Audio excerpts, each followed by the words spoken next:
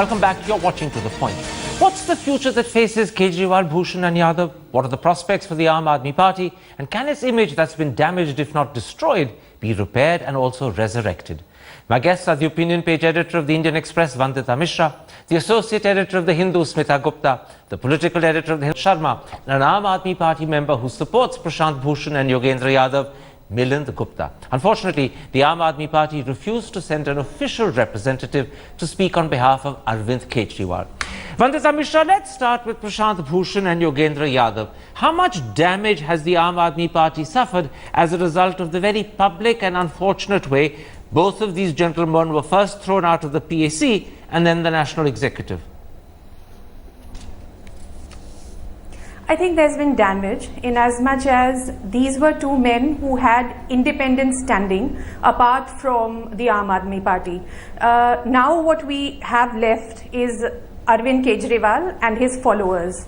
So it's not just what it says about the substantive absence of the process and structure of inner party democracy or the ability of the Aam Aadmi Party to accommodate different and diverse points of view.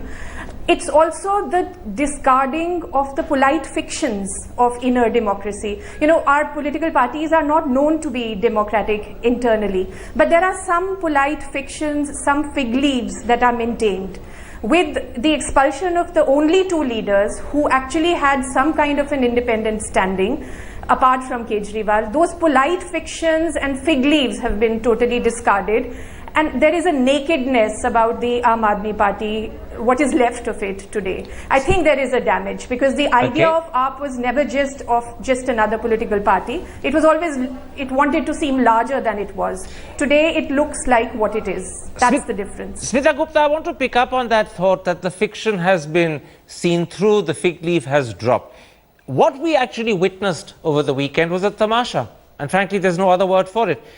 And I can't think of anything even vaguely comparable unless you go all the way back to Indira Gandhi throwing Maneka Gandhi out of the Prime Minister's house way back in the 80s. The only problem was at that time there was no private television. This time round, private television followed this tamasha literally event by event. Has it left a searing impression in the minds of the audience that there's something terribly wrong with this party and its claim to be different is simply false? Well, I think the fiction that the Aam Aadmi Party was different from the political parties that existed, it has been destroyed totally. The Aam Aadmi success rested on the fact that it was challenging politics as it is practiced today in the country. But it has demonstrated over the last few weeks that it works just like any other party. That, with a centralized leader, with Mr. Kejriwal wanting to be both Chief Minister as well as convener, and its boast that it was going to change the nature of politics in the country, it's been completely shattered. So but I would say also that it has also demonstrated that it is very difficult to do politics, practical politics without a strong leader. Absolutely. Because whatever one may think of Mr. Kejriwal, the fact is he is a charismatic figure. He won that election. Whether he's a good person or a bad person. Let's come to that second part in a moment's time. Let's still focus on the first half of what you said and what Vandita said. Yeah. I want, in the light of their comments, to put to you how Arvind emerges. He was looked upon as the great reformer who would deliver to India much greater democracy, accountability, transparency. How much has that image of hope, that image of him as a sort of political redeemer and survivor, suffered as a result of this whole episode? I think he could have gotten away after fighting with Yogendra Yadav and Prashant Bhushan. But he's made a crucial mistake by sacking the Lokpal, internal Lokpal. Now that explodes the myth. He was the person, he was the knight in the shining armor, because he was there to fight graft, and he was, the whole campaign that was built over the Lokpal movement, this party is a product of that campaign. It's ironic that he should sack the Lokpal, but he was fighting for the Lokpal. For him to sack the Lokpal, who in any case is not a mass leader, Admiral Ramdas, But the sheer fact of the Lokpal having been sacked by him, leaves behind an impression that this man is not even serious about fighting graft. A. B, Karan, we've been talking that it's a split down the middle. It isn't. It's an efflux. Because a split down the middle is what Jagannath Reddy... Let's come to that in a moment's time. I'll bring it up in a moment's time. Let's stick to personalities. I'll come to that issue in a moment's time. The other set of personalities in the middle of this tamasha, as I call it, are of course Prashant Bhushan and Yogendra Yadav. And I put it to you that they also don't emerge smelling of roses. Many people feel that they went out of their way persistently and repeatedly to wash the party's dirty linen in public, and that feeling goes all the way back to June last year, when Yogendra Yadav's letter, where he publicly suggested that Arvind Kejriwal was the supremo, first got leaked, and then he came to studios to talk about it and take the matter further. They don't emerge smelling of roses either. I would myself be guilty of that, Karan. They have been probably doing that because of pressure from volunteers like us. We were making such noises for a very long time, since 2013 Delhi elections. You mean you're taking the blame for their mistake? We are saying it was wrong for them to raise it in June. They should have raised it before 2013 as well. They have been very wrong in raising all these points very late. In fact, the volunteer voting, for example, Aam Aadmi Party was supposed to be democratic and do the volunteer voting and all that. They did that. It was a farce. There was a process which was announced that voting wasn't done. So Milind, you're saying a very interesting thing. You're not saying that they're guilty of washing dirty linen in public. You're saying they should have washed that linen a lot earlier. Yes. Before it became dirty. Exactly. That's the point. The point that Prashant Bhushan and Yogendra Yadav are making are the volunteers' point that we have been making for too long. It's not so important to win elections by compromising. We should have lost the election. By the way, Karan, I just want to finish. This bogey, which the Koteri group is saying, 67 seats we have won because of Arvind Kejriwal and all of this story. If the principles had been followed in 2013 elections itself, we would have won 2013 elections with majority. This all two elections would have been... That's a counterfactual which is hard for one to... It's a counterfactual that we won elections because of Arvind. We won it because of volunteers, because of people like us who went on the ground. Let's first focus, Vandita and Smita and Vinod, on the future that faces Yogendra Yadav and Prashant Bhushan. We'll come afterwards to Arvind Kejriwal. Now, in the interview I did just a moment ago with Prashant Bhushan, he says one option is to actually go to court. He believes that the very convening of the National Council was illegal. Thereafter, the way it conducted itself added to the illegalities. He's challenging the way he was expelled. He believes he has a cast iron case if he goes to court. He's personally against it, but in the next couple of weeks, a meeting of his supporters will be held, and the option of going to court is there on the table. Would it make sense, Vandita, to take this issue to the courts? Would they gain from it? To me, it doesn't make any sense, Karan. It's a political issue. It's not a legal issue. It's the Election Commission, in theory, can hold a party to its own constitution, and it can punish. I think, in theory, it can deregister a party if a party does not conform to its own constitution. But those aren't legalistic solutions and challenges to a very, very intensely political problem. And the political problem for Prashant Bhushan and Yogendra Yadav is that in this party, there is no more space for their point of view, that it is now going to be Arvind Kejriwal's party. He is going to run it the way he wants to. And that's for them to accept and move on from there. Absolutely, Smita Gupta. One of the possibilities that Prashant Bhushan held out, and he held it out at some considerable length, is that he and Yogendra might actually choose to set up a new party, a new platform. But do they actually, when they part company with Aam Aadmi, have a future in politics? After all, they don't have the magnetism, the common touch, the oratory or the popular appeal of Arvind Kejriwal. One is a public interest lawyer, the other is an academic. They're very different sort of people. They're not the sort of faces that attract crowds. Leave aside launch 1,000 ships. So, do they have a future in politics once they break finally with Aam Aadmi? I think it would be extremely difficult for them to match Arvind Kejriwal's success. However, whatever their motivations might have been, however idealistic they appear to be on the surface. Because there are people who are suggesting that there were, that it was also ambition. The fight between Mr. Kejriwal and Mr. Yogendra Yadav, for instance.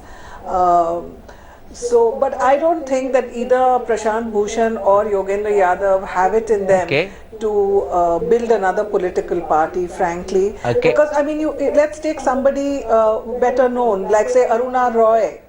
Aruna Roy has worked in the NGO sector for years and years. She's widely respected, but she has not been able to get the kind of, mobilize the kind of crowds that Arvind Kejriwal, like him, dislike him, has succeeded in doing. A very good comparison, and once upon a time, Arvind Kejriwal saw himself, in fact, as her chela. He recognized her as a mentor. Yet he has certain qualities and skills that she doesn't. That's just the way life is. People are born with different skills and different qualities. And I want to come at this point, Vinod, to that issue you raised. Is the party split down the middle, which is what Prashant believes it is, because so many people have contacted him? Or is it just a small breakaway faction with the majority staying with Arvind? I said it's an efflux, There's no split. You see, split is what happened to the Congress in West Bengal when Mamata Banerjee walked out together with the volunteers. She took away the party's mass base. Jagan Mohan Reddy, he took away the Congress's mass base in Andhra Pradesh. Prashant and Yogendra haven't taken the mass base with them. They haven't, and they themselves are not confident. The simple reason being... How do you know they're not confident? You see, I saw the interview you had with the... he was... I'm sorry to say that. He's a man with a clear head. But he came across as so confused about his options. He had 3-4 options, then something in between the two options. Well, let's leave that aside. What I am trying to say is that Mr. Yogendra Yadav and Mr. Prashant Bhushan are technocrats. Political parties need technocrats when they are in governance. But not leaders. But they're not mass leaders. Let me give Milind a chance, because you've come here to speak in a sense in support of that cause, because you identify with it. You only have one criticism, which is that they should have gone public a lot earlier. They went public too late. Do you believe if they try and set up another alternate party, as Prashant says they have one option to do, they can pull it off? Right. So, Karan, the impression probably which the panel probably is considering that they're not good enough to lead nationally and all that stuff. The fact is, I know they are far more politically ambitious, visionary as far as whole of India is concerned. They know, because of their educational background and all that, Arvind or any one individual, in spite of whatever charisma they might have, they cannot go beyond one state. The options, which if there is a new political party, will have to be one, which I was saying earlier, without a whip system and maybe without a political symbol of the party. Can I just put one thing to you? Yeah. I'm prepared to accept that you believe that they have capacities and skills that are greater than Arvind's. If you look at what happened in Haryana in May, when Yogendra Yadav was responsible for the conduct of that election and had a free hand, your candidates in Haryana came either 4th or 5th, never higher. You got a total of just 4,21,000 votes over 10 seats. Yogendra Yadav himself just got 71,000. The BJP candidate in Faridkot got more votes than the Aam Aadmi Party as a whole in the entire state. Now that was under Yogendra Yadav's charge. Doesn't that suggest that he somehow lacks the qualities to deliver political results? I'm not criticizing him, I'm simply making a factual comment. That's a feedback, and this is a feedback that I would also like to give to Yogendra Yadav and Prashant Bhushan right now on camera, that whatever it is, the new structure that you are thinking of, it has to be extremely decentralized, extremely. Swaraj means not just contesting on the one political party symbol, it also means putting the local candidate ahead. And this, you believe, can deliver results better than Aam Aadmi got in Delhi? Nationally, it will. So you also believe from this that Yogendra Yadav and Prashant have a crystal bright future in politics if they choose to create a new party? With a very, very decentralized structure, and that is what we are debating, and that is what we will debate on. And by the way, let me just answer Vandita ma'am's point on political option. There is a political option that we are considering as independent volunteers, which Prashant Bhushan and Yogendra Yadav not. We are also going to call some 200 people in our mohalla and call it a national council meeting. We won't declare the result. And because they have not shown it to you.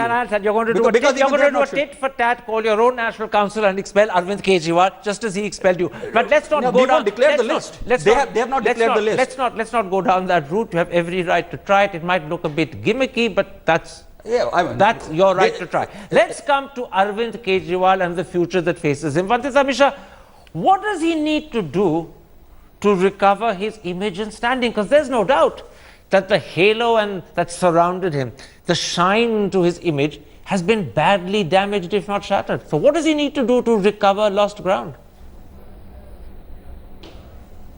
You know, as I said earlier, it's not that Arvind Kejriwal has suddenly become a dictator. It's possible that even earlier it was Arvind Kejriwal who was running the party. But as I also said, there was this fiction that there are other people around him, that there are other people with views of their own who can challenge him also on board. As a leader, I think you need to keep that pretense alive. And where he has failed now is not just in not substantively decentralizing power, that of course is a failure, but I think an even greater failure is that he has let the penny drop. It's completely bald and naked now, that it is only going to be, Aam Aadmi Party is going to be what Kejriwal says it is. So I think, you know, though the average voter on the Delhi street was not bothered about issues of inner party democracy, but in an inarticulate sense, this whole projection or claim of difference from politics as usual was, I think, made up of the promise of certain things, which are that there is greater diversity of views inside and ability to carry people along. I think he has to address that perception now. In fact, Smita, if I may use a journalistic short form, Arvind Kejriwal has revealed himself to be a terrible hypocrite. The greatest promise he made of transparency, accountability, openness has been belied by his own behavior. But let me put the opposite to you. If Arvind is dictatorial and brooks no dissent, that only makes him similar to successful politicians like Narendra Modi, Indira Gandhi, Jayalalitha, Mamta. And if it hasn't damaged those people, why would this image damage Arvind?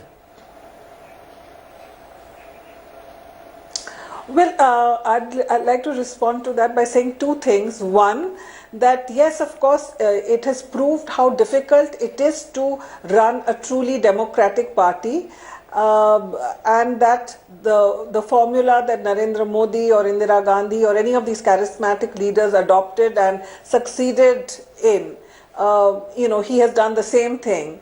But I would also like to say that when the Aam Aadmi Party first came on the scene, it appealed to people because people were fed up of that kind of politics. Now we have to see how voters and you know, the general public, do they realize that you have to have this kind of centralized leadership, a one charismatic leader? Has it got something to do with television, the way elections are fought today? Or do they really believe that, you know, inner party democracy is possible? You know, Let me I think there's something has changed in not just in India but across Europe also. We are seeing people are fed up of political parties where politics is practiced in the old way. Well, yes So or maybe no. it'll Yes lead or to a no. new Yes or party. no. I I don't think know it's whether not the that'll be practice headed of by- politics in the old way they're fed up about. They're fed up about the sort of things politicians promise and fail to deliver, which is a different thing. And there, in terms of what politicians promise and then deliver, Arvind scored. Arvind promised cheaper electricity, he promised cheaper water, he delivered it in 49 days, he's delivered it again. And what I want to put is this: do you think effective, solid governance in Delhi over 2 or 3 years, I'm not saying it's going to happen overnight, will actually win back for him the halo he's lost? Yes. You know, as I earlier said, that the biggest damage that he has done to himself is by tinkering with the Lokpal. I mean, he shouldn't have done that. He should have left Admiral Ramdas, you know. He still can reinstall him because he's not a political threat to him. Perhaps he perceived him to be close to these two leaders who were... And let's face it, a man who can apologize for running away could apologize for getting rid of Ramdas to bring him back as well. Of course. And that sort of acceptance of mistake wins hearts rather than puts people off. Because his Teflon image remains. The governance, on the governance front, if he can get Delhi rid of the day-to-day corruption in the municipality, in the licensing department, in the water department, in other walks of life, he will still sustain his image amongst the people. So Arvind People is are not written, you're not writing Arvind off at all? Not at all, because he has got 67 MLAs with him. He is virtually the opposition in the ruling party in the state assembly. He has to, but at the same time, build bridges with the central government, because without their support, he may not be able to deliver on most of his A, policies. he's capable of building those bridges when he wants to, and B, now having broken with Yogendra Yadav and Prashant Bhushan, he All makes the sense more of the the need. reason. Absolutely. So this is not an impossible task for him. It isn't. The problem that you face, if you're going to try and create another party, as you're committed to do, with Prashant and Yogendra and a whole lot of others, is that Arvind will be, at least in Delhi, your first and biggest opponent, who probably understands your thinking better than you do. And he has certain qualities of oratory and popular appeal that as yet you have no one can match up to. How do you handle Arvind, not as a leader, but as your principal opponent? First of all, I mean, it's not certain that we are going to split.